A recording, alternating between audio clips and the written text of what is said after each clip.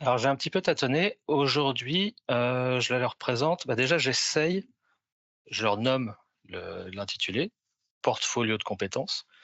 Donc j'essaie de leur faire exprimer ce qu'il y a pour eux derrière ces 2 termes. Alors portfolio, bon, un portefeuille, ça c'est assez rapide, mais compétences.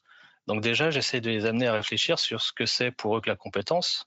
Alors je suis pas le premier à leur en parler. On leur en parle en amont, quand on leur explique la formation, comment elle est organisée, mais on voit que ça reste des choses un petit peu nébuleuses. Donc on dialogue sur cette notion de compétence. Et ensuite, j'introduis la notion de preuve de compétence. Donc là, je repars de formations qu'on a pu avoir avec les référents apprentissage par compétences du réseau UT. Donc en partant de la trace, de l'indice, de la preuve, et donc je leur annonce que je vais leur demander de me prouver leurs compétences. À quoi ça sert? Là, il y a un dialogue qui s'engage avec eux pour essayer de trouver à quoi ça peut leur servir.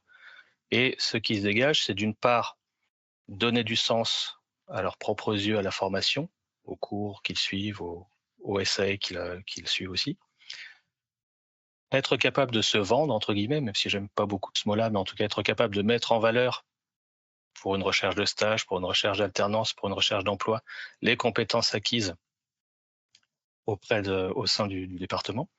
Et enfin, apprendre également à mieux se connaître, puisque comme c'est une démarche qui les ramène vers leur propre apprentissage, pour eux, ça peut être intéressant de se sonder en quelque sorte et de réfléchir à ce que ça leur apporte, ce qu'il faut au quotidien chez nous.